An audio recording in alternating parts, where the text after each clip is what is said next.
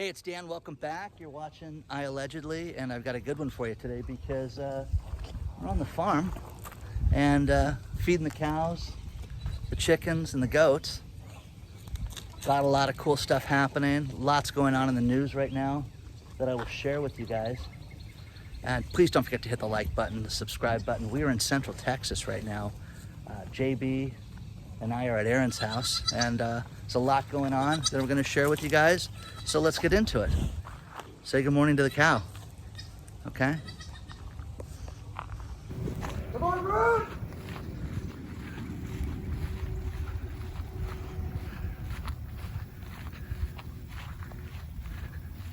Hey guys, I called y'all here today to talk about your car's extended warranty. Does that interest you guys?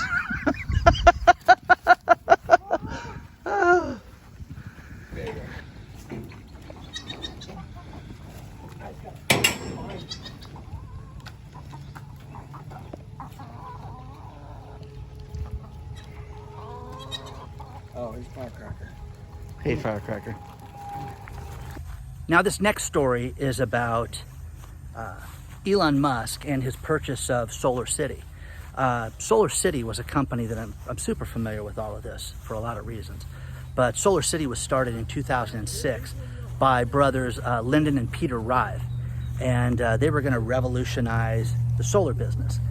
They got hooked up with the Home Depot chain, and what they did was they became the Home Depot installer nationally. They opened up in multiple states, and at one time they were the largest solar provider in the country.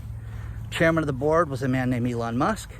Lyndon Rive was CEO, and I think Peter was vice president, but he was chief operating officer. Anyways, the company did a ton of business, and they invented something called the solar lease. And what that was a way of, if you didn't have $30,000, $50,000 to buy solar, you could lease the panels. And they set up a 20-year lease. Now, me being the inquisitive person I am, what do you do when you have products like an inverter that basically has a 5 to 10 year life and you know is going to run out before the end of the lease? So anyways, they got huge financing from Bank of America, Google, other different technology companies to lend money for the leasing. And it was incredibly successful. They did not make a lot of money in the real world, but on paper they were growing substantially and eventually went public, and it made Elon Musk a ton of money. And in 2016, when the company was dying, here's the thing, solar sales dropped over 50%. And they got kicked out of Home Depot. They were no longer there. And Tesla wanted to take over. And they basically did a $2.6 billion purchase of Solar City. And people that were at Solar City cried foul and said it was a bailout of Solar City, which personally I think it was. And what I think that's odd about this is that, you know, if you look at solar is incredibly expensive. The tax rebates and all these federal credits have gone down to really very minimal. They're not much at all. And in California, where I live, you've got the grid provider, places like Edison and people like that have made it more and more expensive to go solar. So there's a trial, there's a shareholder lawsuit, and Elon Musk is actually testifying this week on this. And the testimony is pretty fascinating. I'll leave a link of the CNBC article for you below. But again, these were his cousins, guys. Everybody was talking about how this was always the plan. This was family stuff. This was not business. This was him taking care of his cousins. This is somebody that you have Thanksgiving with, okay? So for you guys and for the average person to think that it was just business, and Elon Musk says it was a stock swap, and he owned the same amount of shares in Solar City that he owned in Tesla, and it was basically a money swap. So again, share your thoughts. I think it was ridiculous. I think it was a classic move where a family member bailed somebody out, but your family member happens to be Elon Musk. So needless to say, it could go down. They eventually formed Tesla Solar And Tesla Solar is open right now. But again, who knows how successful this is. We're not getting accurate numbers. And again, solar's waning right now, guys. It's not as popular. Everybody thinks it's free to go solar, free to go solar. It's not free, okay? And these solar leases are ridiculous because I know a lot of people that have tried to sell their houses with this stuff on and they have to get paid off and liens get filed against the properties. Share your thoughts. I know people that had $350 electric bills, which is a lot of money. They cut it down to under 200 bucks, but they spent 40 grand on solar. So I don't know what the savings is there. And now these shareholders are very upset about this. So again, share your thoughts. Aaron's casting a line at the end of the day just to see if he can get anything. What do you use for bait? Normally artificial stuff. This is a rattle trap. I don't know. Trying to get a bass. Once it started like taking my line, I was like.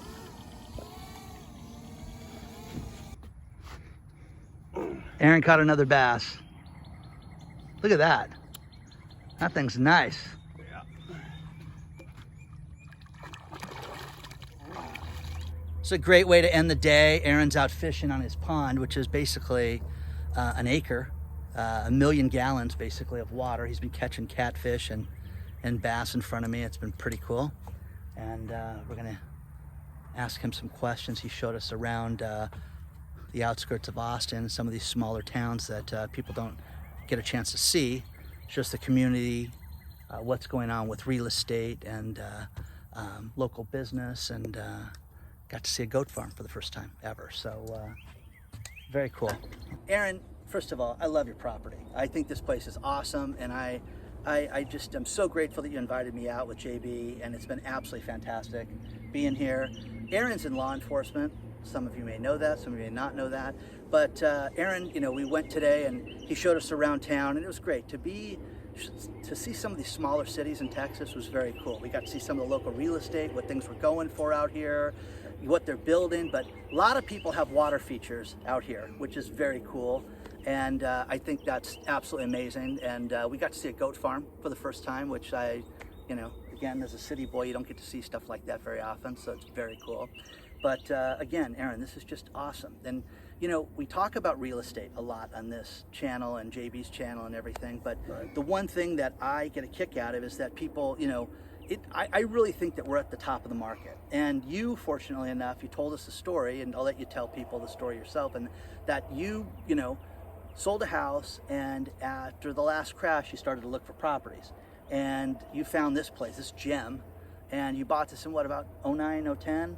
I can't remember if it was, I'd have to look, but I think it's 9, 10. I want to say it's 2010. But so you got a really good deal on it. But again, you've got almost 20 acres out here. He's got a pond that's an acre, and he's got, you know, there's cows out here, there's goats, there's firecracker. I mean, this is just absolutely amazing. But I mean, you have a sustainable, basically, I call it a farm, being from the city, and you know, you could live out here for months if everything collapsed and you couldn't get food. You're self-sustainable out here, aren't you? Right, definitely. I mean, I've got a lot of things that I still need to work on, but I mean, that's what I'm working towards, is sustainability. It's great. So, you know, in the news right now, we hear a lot about real estate, and finally we're starting to see cracks in the real estate market where at the end of May, that's when we start to see these numbers, the real estate listings went down 4%, the total number of listings, and that was the first big jump since 2019.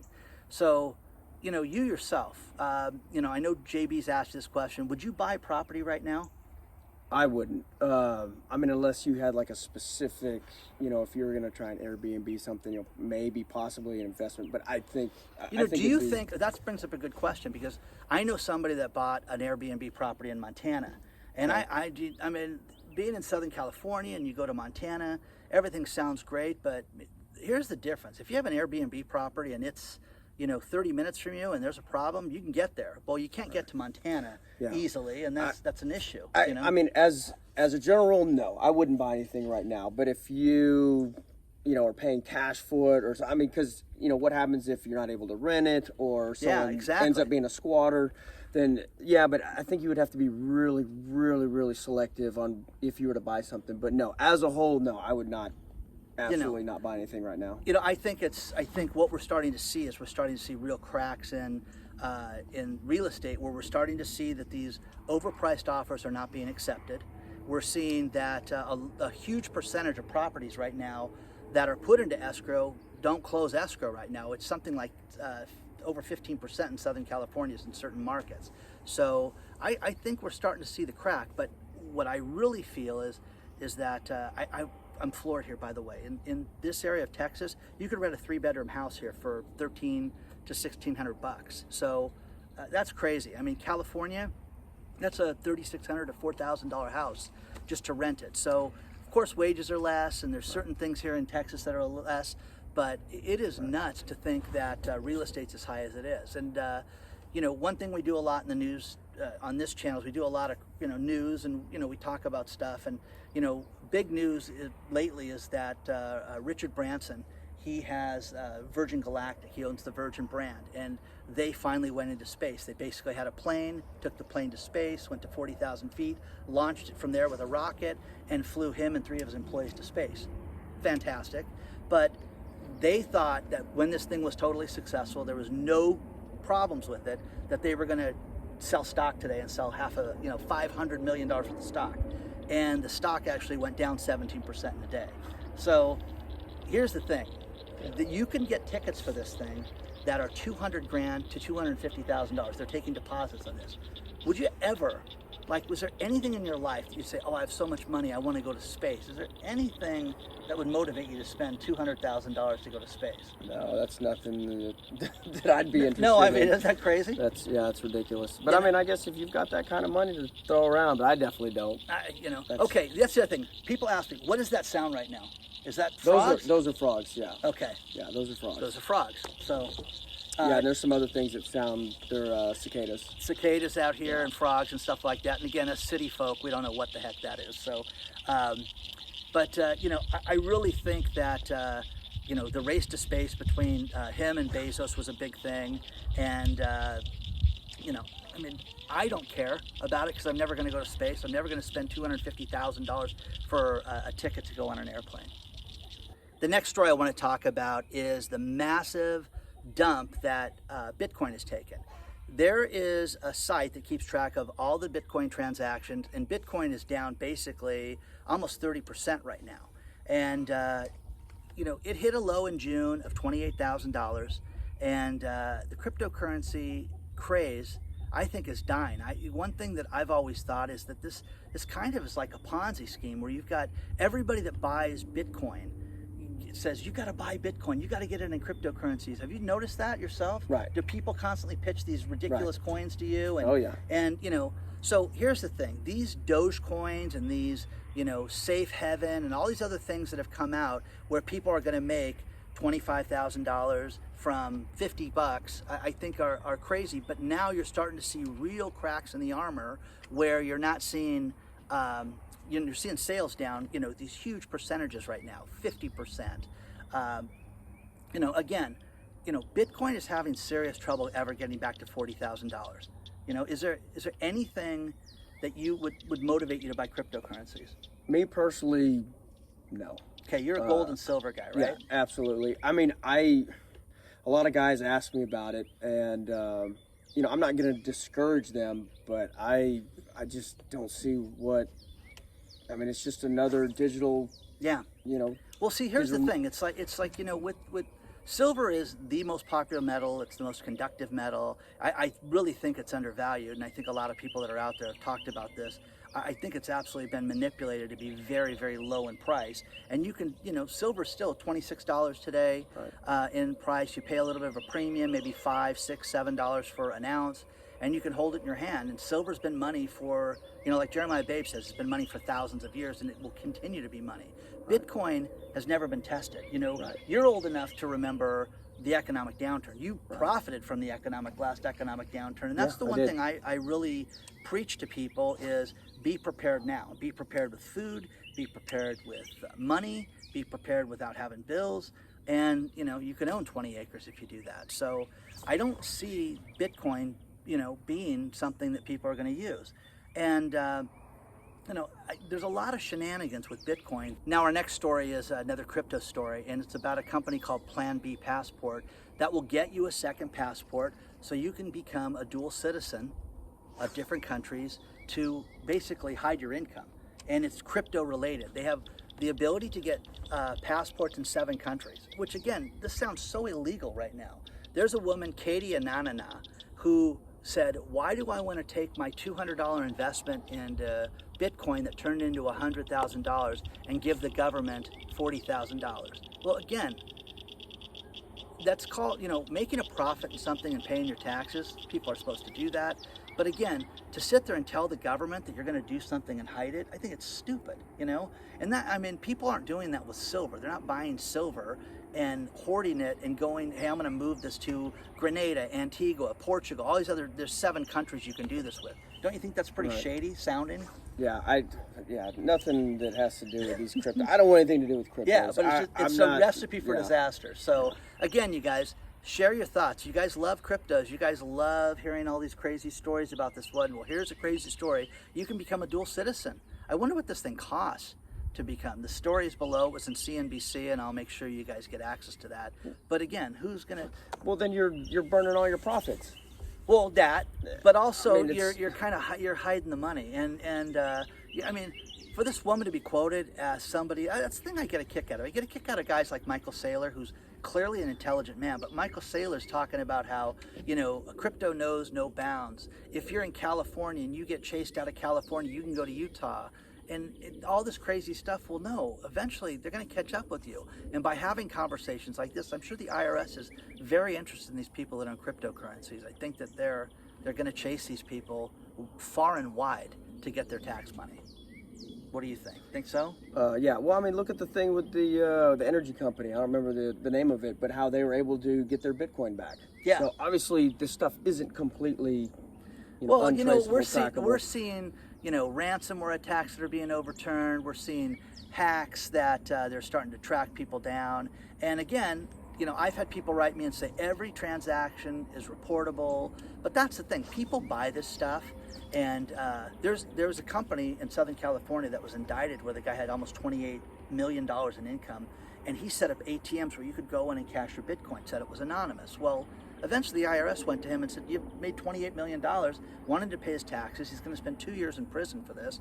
And again, using the ATM, and he had to turn over all the ledgers for everybody. Oh, wow. So everybody that thinks that they're anonymous, they're clearly not anonymous with this stuff. So again, share, your feelings on this. I put out a challenge to pay somebody $100 3 months ago. I said, you show me how to buy the Bitcoins or the alternative coins, you show me how to set up an account, and you show me how to turn it back into US dollars, and nobody can do it. I had multiple people reach out and say, use Binance. You can buy and sell, but you can't buy Dogecoin, Safe Haven, all these other ridiculous coins that have come out. And again, these ridiculous coins are so unregulated, you're going to see the Securities Exchange Commission and other people completely unload on these people.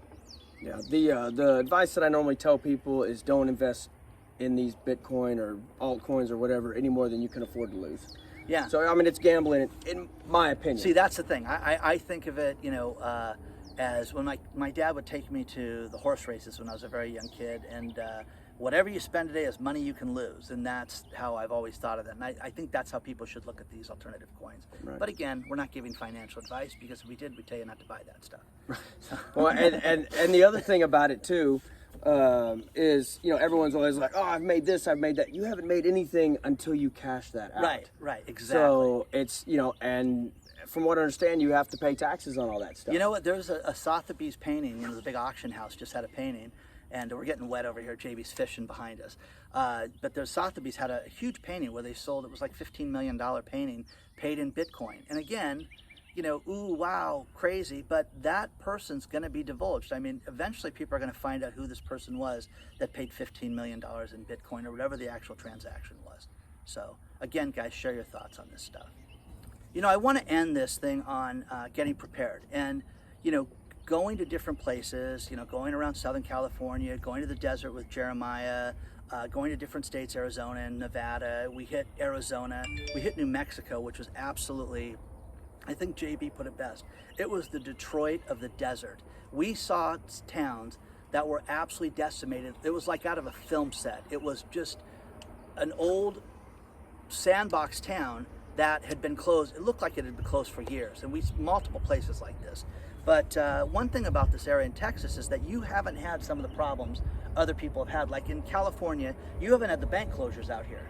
I mean, not me personally. I mean, I've heard of it, but I think mainly just on y'all shows. But I don't normally go to the bank and use ATMs. Everything that I use is either cash. Well, with preparing right now, don't you think that people should have some cash on hand, have some silver, okay, clearly, or gold, or whatever they're into, right? Okay, and security is a big thing, okay. And I'm out here to learn from you guys, and it's been great. I've already had basically one lesson from Aaron, and I'm sure on JB's Patreon channel, you guys are going to be able to get to see some great training videos that they're going to film, and it's going to be a real education on that.